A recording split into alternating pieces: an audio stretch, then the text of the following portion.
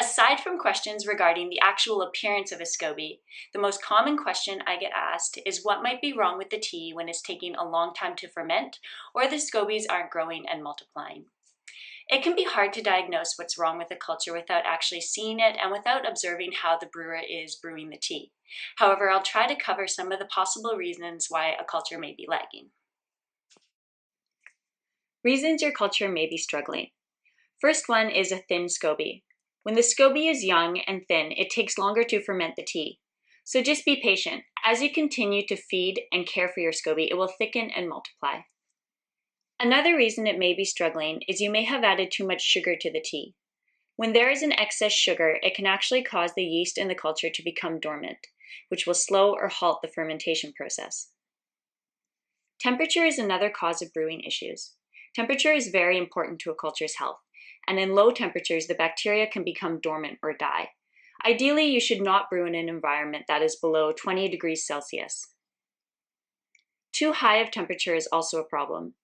If you add the freshly made sweetened tea to your culture while the tea is still hot, it can kill the bacteria. In higher temperatures, the yeast tends to survive while the bacteria dies.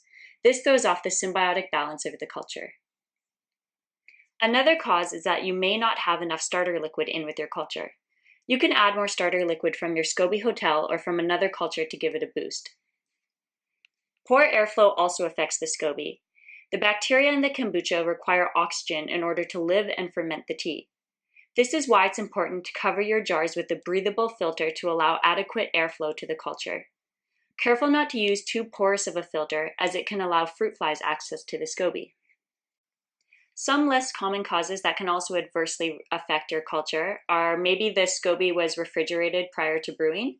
As we mentioned before, never store SCOBYs in the fridge. If antibacterial soap was used for cleaning and not properly rinsed, it can harm the culture. And if you use the wrong type of sugar for the tea, so as mentioned, stevia cannot be broken down by the culture and should not be used. And if you use the wrong type of tea, I find that green tea works best for brewing, but black works well too. Avoid using herbal teas or teas that have oils and additives in them.